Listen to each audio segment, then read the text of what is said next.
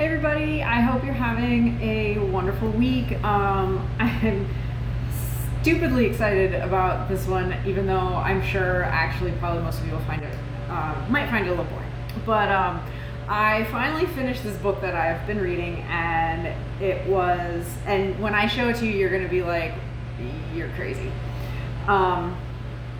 And I am a little crazy, and I'm also very much a dork. But this was given to me by my mother-in-law. It was in her sister-in-law's house. She was moving out. They were, taking some stuff out and stuff. And she happened to find this book. Now, she thought that it was like a medical, like for medical students. But it's called Domestic Medical Practice, and it is a home medical dictionary it was published in 1920, and I thought it was really interesting, and yes, I read this. There's, a little bit at the end, it's just like indexes and stuff, but yes, for the most part, I read this entire thing. It's taken me a while, and yes, I'm a total dork. But I found it really fascinating. There's definitely some, certain chapters that I kind of skimmed through because it was, just like medicines and stuff and amounts and all of that. So I guess what I'm going to do is just kind of say like, kind of an overall generalization of it, and then kind of go through each chapter really quickly. So basically, this is a home medical dictionary, and it's so for home use, and it says it in the introduction, it says this is for specifically like women's use in the home. However, it seems like there's a lot of extraneous information that doesn't really apply to home use. Like there's a lot of stuff about surgeries, and a lot of the articles, like it explains in detail about, an affliction, and then it's like, call a doctor.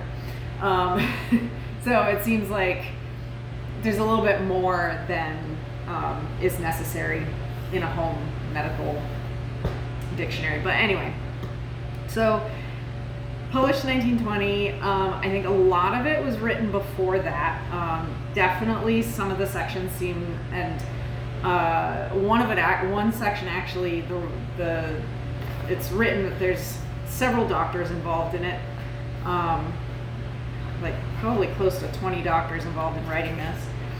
And it lists all of them and where they practice. And at least in one of the sections, the doctor actually says something about as of the time of this writing, and it's like 1880 something.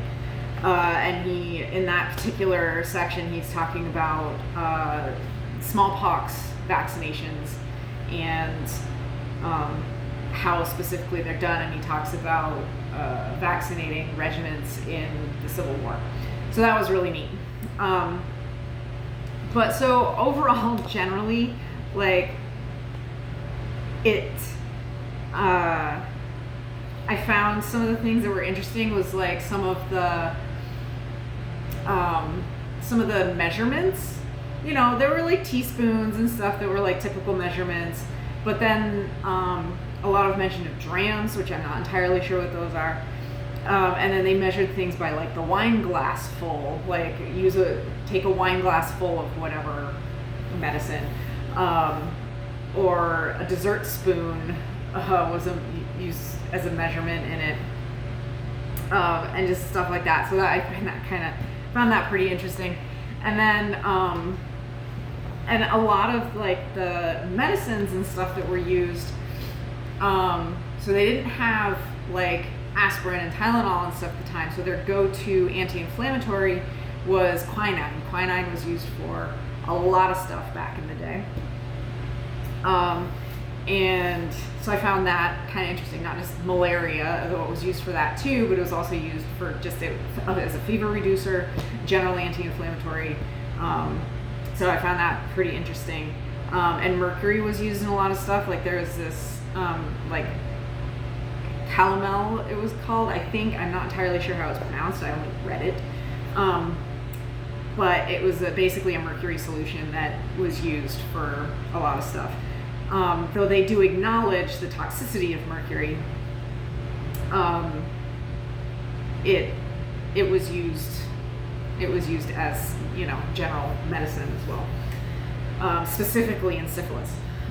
That one particular article about syphilis was pretty interesting, and then it gets into like there is one treatment for this, and it is mercury, just taking mercury, and just how well mercury works. And another thing is like they, you know, the term germ was used a couple of times, but they didn't really at the time. I don't think they like cells were. You know, they didn't know what cells were. It seems like they had a really good. I'll talk about anatomy in a second, but they talk about the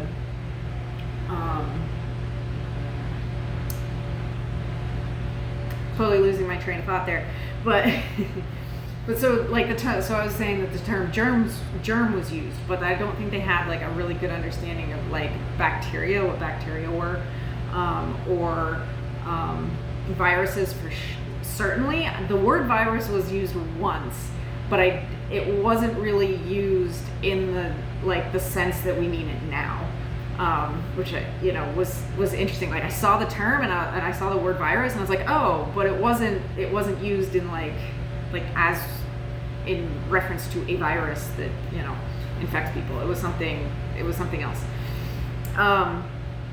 So I found that really interesting. And another one of the things that like is basically like in everything is make sure the bowels are open. That was like their big go-to, like from things like constipation, but then like just basically everything. They were like, make sure the bowels are open. You know, good rule of thumb, I suppose. I you know, probably good, I guess. But anyway, so I'm gonna like that's kind of like the overview of it, and I just want to go through like each section kind of quick. But the first section was an overview of anatomy and physiology, and it was actually in pretty decent detail. And I had some good. See this? They have really good illustrations. Book is old and I'm destroying it, with these like cool little like kind of pop-up things, just super neat. But the general, you know, their general knowledge of anatomy and physiology was quite good at the time. They didn't know, I think, like to the level of cells, it wasn't clear. Like I don't think that they had powerful enough microscopes and stuff to see that. Like they called red blood cells, they called them corpuscles. I don't know if that's still a technical term, but that's what they call them here. They don't call them red blood cells or white blood cells or anything like that. They call them corpuscles. But they go pretty deep into anatomy in this, and I was actually quite surprised at how detailed it was for like a home medical journal or a home medical dictionary that, like, you know, what are you really gonna need to know other than like how to staunch a wound and like the general, you know, symptoms of certain diseases, you know. But anyway, so after that, it was a dictionary of drugs and Latin abbreviations. I kind of skimmed through that, didn't really read it. Special diets I found pretty interesting. I skimmed it because I wasn't really I wasn't specifically interested in like what a little bit, but like again, I skimmed it because it was a lot of just this is what you eat for this, and so it was like all these specific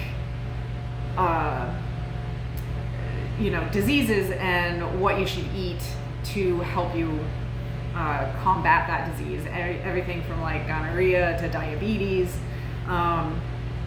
is talked about in there, and that I thought was pretty interesting, using, you know, food as medicine. And there's several sections in this where you get into kind of food as medicine, and I thought that was pretty cool and something that I think we should, look back into. So then, hygiene, food and air, they were very big on getting fresh air, and that was big in pretty much everything, like along with opening the bowels, getting fresh air, which I think still holds true. The nursing section was pretty interesting, and of course they expected nurses to be women, and they said that women make better nurses than men, and of course, no doctors were women, so and just how nurses are supposed to dress and how they conduct themselves, and then like it gets into like what specifically they do, because basically at the time you convalesced at home. You did not go to the doctor came to you, and you did not go to the hospital unless you had something like you had a broken bone or you needed tests or something. Like you didn't go to the hospital, you did everything at home. And you either hired a nurse or your family helped you out. Again, diet for the sick goes into food as medicine, what you should eat if you're sick. Acute infectious diseases. That was probably one of the most interesting sections, was because that really got into just the diseases that they had to deal with at the time, which you hear about them now and you don't realize how devastating they were. Diseases like smallpox and diphtheria and measles and mumps and all of those. I mean, diphtheria killed 50% of the people that it infected. Smallpox killed 50% of the people it infected. I mean, just insane numbers. And they get into how people, and because there were 2 vaccines at the time. One of the vaccines was the smallpox vaccine, and this was when they were still literally taking cowpox from a cow. They took a syringe to a cow, and it actually describes like the kind of pox you're looking for and the type of cow, like what the cow should look like and all of that. And they talked about, taking the pus from the pox out of the cow and putting it into humans. And they vaccinated people like that. And then they could take the scab, because then you developed a pox, and they go into great detail about that. And then the scab at the end, they would take the scab, mix that up, and then inoculate people from the scab of someone else. And that's how they inoculated like whole regiments in the Civil War. They talk about. So I found that incredibly interesting. The other vaccination was the rabies vaccination that they had. They did not call it a vaccination. They called it like a protocol, and you had to go to a Pasteur Institute to get this protocol, the rabies protocol. Obviously named after Louis Pasteur, I believe. Same, Louis Pasteur of pasteurization. And so I found that incredibly interesting, that they had a vaccination for rabies at the time, but that's not what they called it. But so I found that, that was really interesting. So those were the most interesting things from that section. And then they go into diseases of different areas of the body. So the diseases of respiration, the diseases of circulation, the diseases of the digestive system. The one that I found the most interesting was what they called the summer complaint, and that was when kids would get diarrhea during the summer. And that was all they called it, the summer complaint. And I looked it up and I couldn't, because I was like, well, what is this? Because, kids get diarrhea, but this was specifically diarrhea in the summer, and it led to a lot of kids dying. And they didn't know why, and they just were like, if your kid gets diarrhea in the summer, like, make sure you call a doctor, because it could be really bad. And I looked it up, and it sounds like it was most likely food poisoning. And it's not really a thing anymore because we have refrigeration, which they didn't really have at the time. So then it goes into diseases of the kidneys, the rachmananus. It goes into rheumatism, gout, and anemia. Diseases of women, specifically women's reproductive organs, and they talk about, breast cancer and stuff. But, so, it was actually not as interesting as I had hoped, really. And they didn't downplay it. They didn't talk about hysteria or anything like that. So I thought that was, good. So then obstetrics or midwifery, however you want to pronounce it. And, again, that one was kind of interesting, but not as interesting as I thought it was going to be. Like, it was actually pretty run of the mill and not, as kind of, I guess, sexist as I thought it might be, being from the 20s, or the teens, I guess. Oh, one other thing I did want to say about the infectious diseases is there was a section on malaria, and they didn't know at the time where malaria came from. At the time that particular article was written, they thought it was like well-tilled earth in the spring, and it seems to come on in the evening and the early morning, and the time the mosquitoes are out, and it was pretty common in the U.S. at the time. And then, so at the end of the infectious diseases article, there is a section on, it's like an addendum, and it talks about the malaria mosquito. So I thought that was pretty interesting. So diseases of the digestive organs of children specifically. So that's what I talk about, thrush and stuff. And of course, vomiting and indigestion and all those things. Care of infants. I don't remember anything being super interesting in that. They didn't have formula at the time, so milk was a big thing, and that's for across the board. Like, they talk about milk being the best food for any sort of ailment. If you can take anything, drink milk, and that goes for kids too. Cow's milk. But there's a section on wet nursing, and so that was interesting because if you don't have formula and you can't nurse, you have to find a wet nurse for your baby, and that was kind of interesting. And what to look for in a wet nurse. So then the eye and its diseases, the ear and its diseases, the nose and the throat, all of the different parts. Care and treatment of mouth and teeth. The one thing that I found interesting in that is that they call cavities caries, which I mentioned to a vet tech friend of mine, and she was like, oh, well, that's what we call cavities in animals, is caries. So that was kind of the only interesting thing I found in that. Diseases of the skin. So one thing that I found interesting in this is that when they talk about eczema, they talk about diet, and I found that pretty interesting because that's something that people are kind of rediscovering, is that diet can really help skin issues.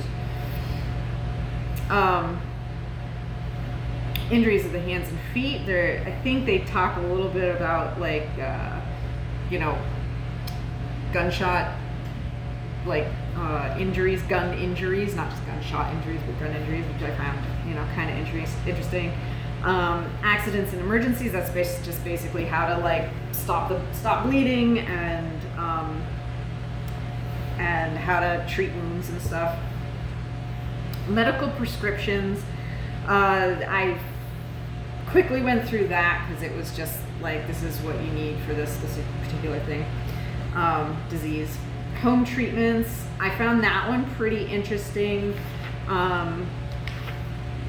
Because they talked a bit about different herbs and stuff to use as medicine. General surgery I thought was a little, you didn't really need to go into for this kind of book, but they went to general surgery. And bandaging, which that hasn't really changed, I feel like. It didn't look like there was anything different for bandaging than you would still do. Diseases of the urogenital or the genitourinary system. So this is the section that also included syphilis, This is specifically dealing with men's issues, and basically a lot of them, they went back to excessive masturbation can be a cause of just about any of these urogenital issues. So I thought that was kind of funny.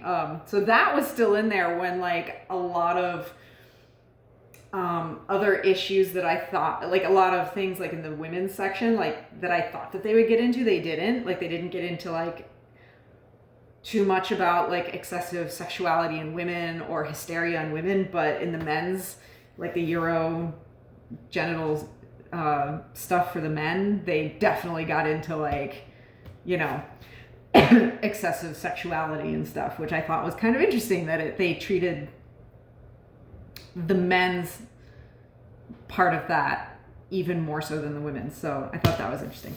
The materia medica, that was like basically getting into what exactly a disease is and how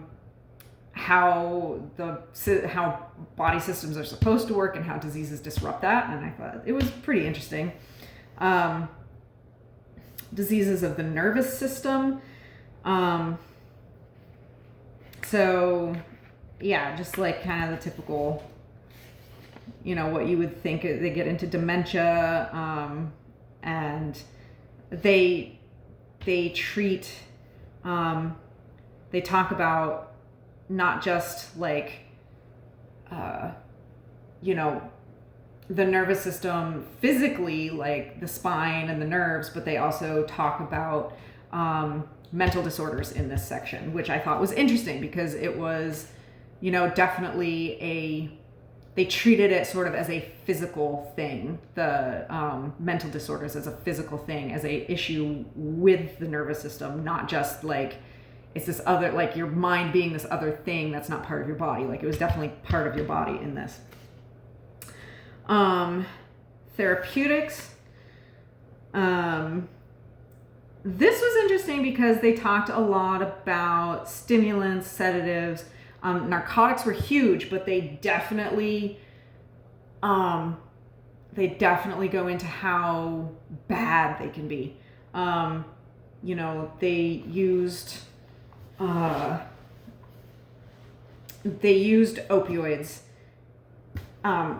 fairly, you know, regularly, but they definitely were judicious with them, and they talked about how they can be habit forming and they can be absolutely devastating for people who get addicted to them, which I thought was really interesting considering, you know, things, how the opioid crisis has taken hold. And this is definitely like they make special,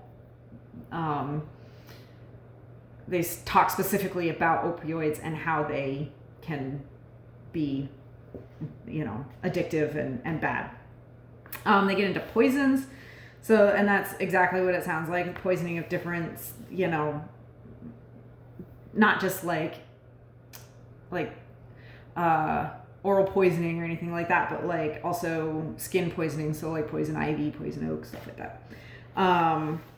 Gas poison. And then the antidotes to poison, symptomatic treatment, so just treating the symptoms until a doctor can get there. And then they get into motherhood, home care, infants, home care, vegetables and fruits. Again, food as medicine, specifically talking about fruit and vegetables. And then they get into beauty and culture and keeping yourself pretty and how to like, and they talk about how beauty isn't just physical, it's mental. And so I thought that was interesting. Babies and children, just again, like taking care of kids and their various ailments until like a doctor can get there, or, you know, treating things that can be treated at home. And then physical culture, which was just talking about how to keep yourself fit and limber, and just really interesting. So they had a section for men and a section for women, and all the exercises that you should do and how you should do them and how many you should do and how many times a day you should do them. And a lot of them were actually yoga poses, like up dog and like I think maybe boat pose was in there, and just like different. So it was interesting. It was a lot of like actually of yoga, but they had specific like, you know, how to like do these exercises for slimming the waistline, do these exercises for excess flesh, they called it. So I thought that was pretty interesting. So, and that was the last section, and I thought it was really interesting. One thing I did want to say, that going back, they do talk about diabetes a little bit and what it is, and they actually had a pretty decent understanding of what it was. And the diet for diabetes was to stay away from sugar. So even back then, they knew what diabetes was and basically how to treat it. So I found that, pretty interesting. And type 1, I think, was still kind of a mystery at the time. So yeah, I'm trying to think if there's anything else. I think that was pretty much it. But I have to say, I'm crazy. Yes, I read this entire thing, and I found it super fascinating. And I would, there are some things that I would kind of like to try in it, just because, I think that there's some forgotten wisdom in a book like this, that we get so caught up in, what can pharmaceuticals do for us, when sometimes it might be just a diet change, or moving more. Like, they talk a lot about you have to keep physically active, you got to get a lot of fresh air. That's the prescription for a lot of things, is get outside, get fresh air, move around. And they talk about the dangers of a sedentary lifestyle. So I found that, stuff that we're still dealing with, and dealing with even more than the people were at the time that this was written. And it's stuff that it seems like we've forgotten about. And it's like, they knew this back then, 100 years ago, they knew these things. And, they may not have had the detail that we know now, but generally they knew what you needed to live a healthy lifestyle, and those things have not changed. So anyway, this was a long one, I know, but I hope you enjoyed it. And if you did, please like it, please share it, subscribe to my channel. You can find me on Facebook and Instagram as well, though I'm not super active on those at the moment, but I'm there. I hope you enjoyed this. I thoroughly enjoyed this book, really, really did. The next one is going to be completely different. I hope you all have a wonderful, wonderful rest of your day. And happy Halloween. Bye.